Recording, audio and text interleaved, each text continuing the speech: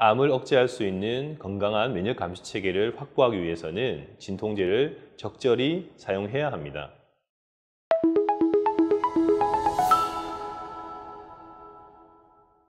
면역다방의 방선희입니다. 암 진료 현장에 있다 보면 많은 환자분들이 통증에 대한 그런 걱정이나 두려움이 많이 있기도 하고, 또 실제 통계로 보면은 암 환자의 70%가 통증을 겪고 있다고 보고되고 있습니다.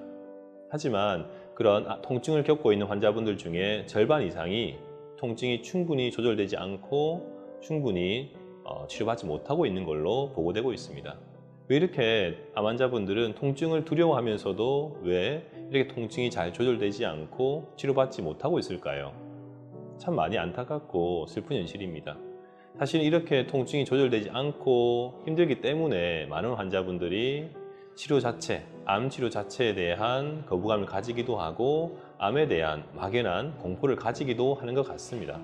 그러면 왜 이렇게 우리나라에서 진통제 사용이 적은지에 대해서 한번 생각해 보겠습니다. 영국과 중국이 있었던 그런 아편 전쟁 때문에 그때 동북아시아에서는 아편에 대한, 마약에 대한 큰 공포가 생겼습니다. 지금 현재 또 홍콩이 뜨거운 감자로 떠오르고 있는데, 사실은 홍콩에 영국에 대해서 줬던 것도 사실 아편 전쟁에 의한, 난징 조약에 의한 불공정 조약으로서 홍콩이 넘어가게 된 것이기도 하고요. 어쨌든 동북아시아에서는 어떤 불공정한 협약을 통해 가지고 많은 내상을 입었고, 그러면서 아편에 대한 그 원인이 되었던 마약에 대한 두려움과 거부감이 많이 확산된 게 아닌가 생각해 봅니다. 의외로 미국 쪽에서는 마약이 너무 많이 사용되어서 요새 사회 문제가 되고 있습니다. 최근 20년간 미국에서는 옥시콘틴과 펜타닐과 같은 약제들이 너무나 남용되어 가지고 최근에 한 20년 동안에 40만 명의 미국 사람들이 약물 중독으로 사망하기도 했습니다.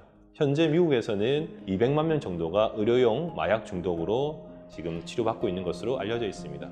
최근에는 미국에 있는 병원에 있는 의사와 간호사들이 마약에 중독되어 있는 것도 보고되어서 사회적인 문제가 되기도 했습니다. 동북아시아에서는 아편 전쟁 이후에 마약에 대한 과도한 공포로 인해 가지고 좀 많이 약제 사용을 좀 꺼리는 면이 있습니다.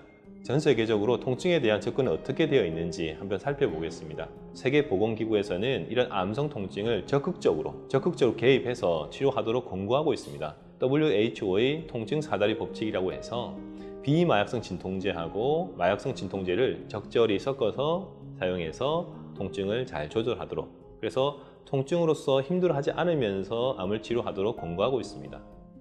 또 최근에는 이런 진통제와 같은 약물요법 이외에도 미국의 암센터에서는 음악치료, 웃음치료, 혹은 어떤 그런 미술치료, 아니면 명상치료나 상담치료를 통해서 한다면 통증에 대한 부분이 상당히 줄어드는 것으로서 다양하게 보고되어 있습니다.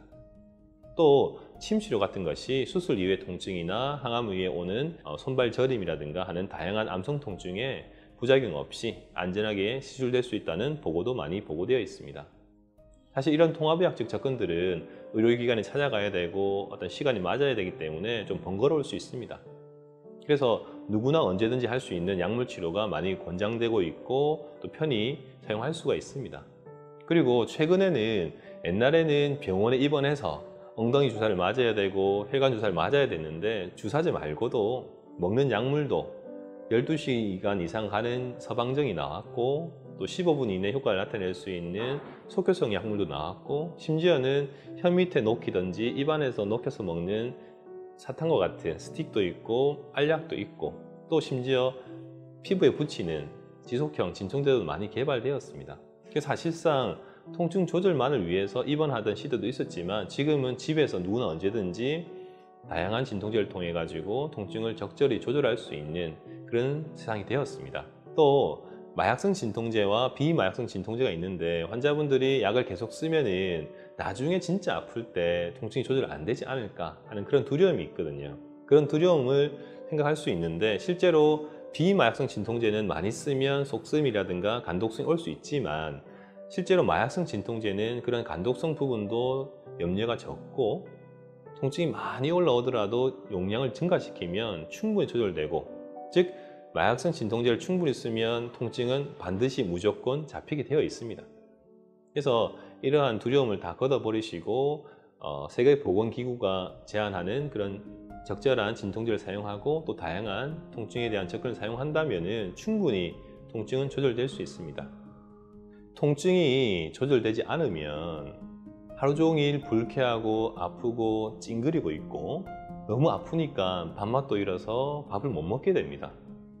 또 너무 아프니까 밤에 잠도 거의 못 자거나 자더라도 아주 얕은 잠을 자게 됨으로써 통증이 조절되지 않고 한 3일에서 일주일만 지나더라도 급속히 체력이 떨어지고 급속히 체중이 빠지는 경우를 흔히 볼 수 있습니다. 그러면서 특별한 약을 쓰고 특별한 뭔가를 함으로써 면역을 높이려고 하는데 사실상 이것은 잘못된 것입니다. 마약성 진통제에 대한 두려움, 비마약성 진통제에 대한 두려움 때문에 약을 안 쓰는데 사실상 비마약성 진통제는 식사 후에 약을 먹는다든지 또 적절한 제산제를 쓴다든지 하면 속쓰림이라든가 독성을 많이 줄일 수가 있고, 마약성 진통제에서 오는 호흡 억제는 최근에 날록선 같은 약을 같이 먹음으로써 충분히 예방되고 있고, 또 오심구토나 호흡 억제 같은 것들도 충분히 의료진들의 긴밀한 관찰 하에서 투여된다면 충분히 관리될 수가 있습니다. 진통제를 안 써가지고 하루 종일 아파서 찡그리고 인상 쓰고 계속 불쾌한 감정을 유지하고 밥도 못 먹고 또 잠을 못 자게 된다면 이보다 더한 면역 저하라는 건 없습니다. 의사가 처방해준 정확한 진통제, 아침에 한 알, 저녁에 한 알, 또 중간에 아플 때마다 먹는 약을 먹든 녹이든 붙이든 해서 적절히 조절한다면 진통이 전혀 없고 마치 가을 하늘의 맑은 하늘처럼 쾌청한 기분으로 수술항암 방사선과 같은 힘든 치료를 잘 견뎌낼 수가 있습니다. 어째 보면 진통제가 초강력 면역 증강제가 아닌가 생각합니다. 진통제에 대한 과도한 걱정과 염려는 잠시 내려두시고 주치의와 긴밀히 상의해서 부작용은 충분히 조절하면서 진통제를 사용하신다면 아무런 불편감 없이 힘든 치료를 잘 견뎌낼 수 있고 또 생활을 잘 함으로써 강력한 면역을 유지할 수 있고 확보할 수 있는 그러한 기틀을 만들 수가 있을 것입니다. 진통제를 두려워하지 마시고 적절히 사용하신다면 힘든 암 치료에 여러분을 도와주는 강력한 우군이 될 수 있을 것입니다.